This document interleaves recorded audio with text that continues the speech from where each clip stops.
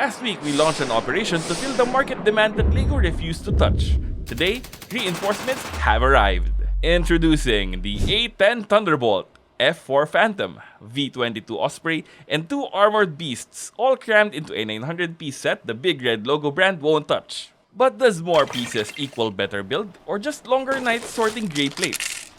If you have seen my previous video, then you already know the build experience I had, but let me summarize here. The instructions were easy to follow and the builds were fun, very near LEGO level of ease. The bags were unnumbered and unfortunately it was not clear which bags belong with which set. For Series 1, it was easier because there are 2 gray planes, but there is a significant part difference. The others are tan and black.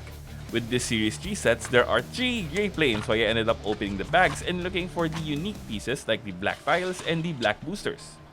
I'm sure I missed something here. The bags had numbers, I just couldn't figure out how to match it with the manuals. And hey look, they feature my hand. It took a little longer to build these sets than Series 1 because there is more than a 200 parts count difference between the 2 boxes. And as you will see, some of them are quite a bit larger than the other similar builds in the previous box. With that out of the way, let's take a closer look at each one. Starting with the mini-sized M1128 Striker, an 8-wheeled light armored vehicle. The wheels on this are great and they actually roll, not like the Humvee from the previous video. The Striker can actually roll out, nice. Here they are side by side. This is our first primarily dark gray build here, and next to the tan pieces, it looks nice. This top assembly pops off to reveal an improvement to the single stud attachments of the other tanks. The inverted round tile here at least grips the stud a little tighter and allows a smoother 360-degree turn. The 105mm rifled cannon as well as the secondary armament are present here. The rest of the vehicle is wonderfully interpreted in brick form, and next to the Humvee you can see it's quite a bit larger. Up next is the M109 Paladin, a self-propelled howitzer artillery weapon. The weapon angle can be adjusted for lower or higher angle firing. Like the previous tanks, the upper assembly just sits on a single stud, which does not make for the most stable of builds. It glides smoothly on my desk because there are no wheels, just some tiles and slope pieces cosplaying as tank treads. And here it is next to the M1 Abrams with the same cosplayer treads. And before we take a look at the aerial vehicles, here is a quick family picture of all the land vehicles from both boxes. Our first aircraft in this review is the F4 Phantom II, a long-range supersonic fighter bomber. I would have loved this in a green if not camouflage colorway. Maybe if they did a digital pixel thing achieved with bricks instead of stickers, that would be amazing. This cockpit, I don't know if it's intentional or not, can articulate downwards. It sort of looks like it's bowing its head. The likely answer is it's adjustable so you can get the perfect angle of the front. But that's a boring explanation. I would rather have a shy type plane. The wings here in the tail section are on clips which again allow for some movement, just like the main wings here. You can flip it a little upwards for accuracy. And the Phantom plane won't be a bomber without some included ordnance. In this case, these are white-tipped missile assemblies. Anyway, here is the fighter bomber and the heli side by side. Oh, and both loose parts have already popped off. Next is the A10 Thunderbolt, a subsonic attack aircraft designed to provide close air support to ground troops. The cockpit sort of lifts up but no minifig will fit in there. It feels more like an unintended side effect of using clips to achieve the right angles.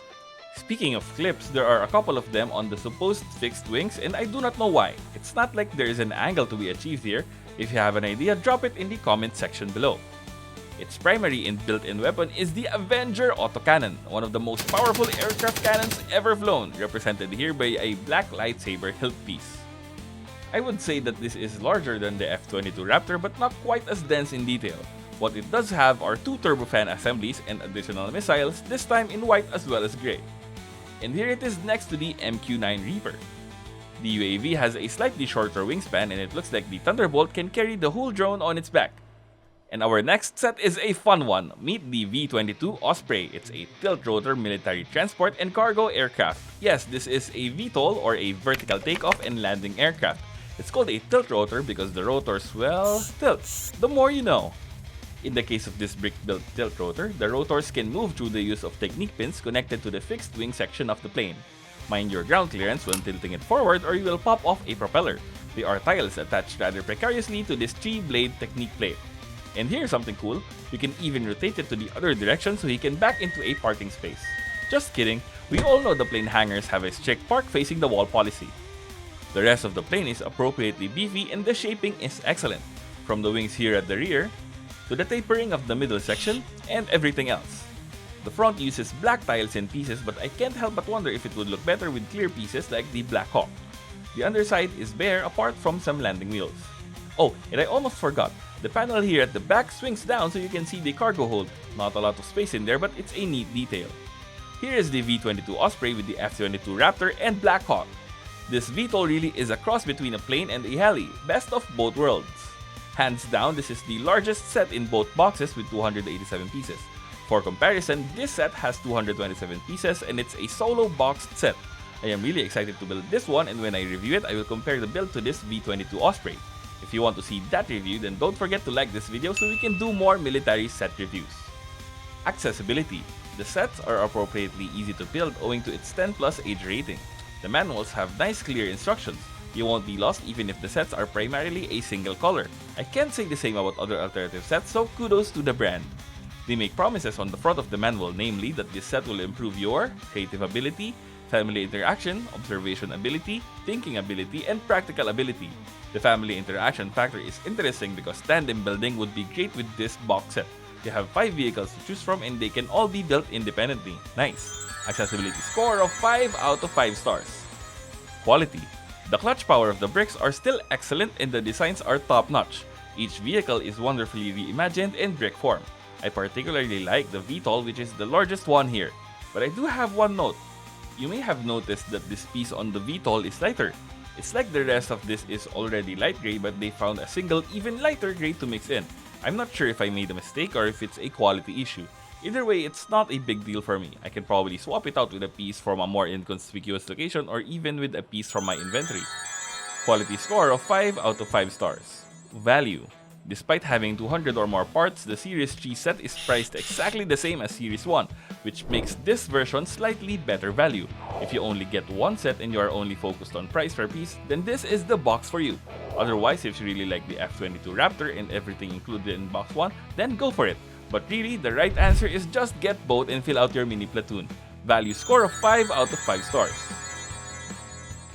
Both of these box sets are amazing. If you haven't seen our previous military vehicle review, I will leave a link to it here and in the description. And if you are a fan of brick-built vehicles, then you won't want to miss next week's special review. We are gearing up for the BrickScore Auto Show era, where week after week we will be reviewing a special fake Lego car set. I am making an announcement over on Patreon all about this and the future of the channel, so be sure to check that out. Thank you.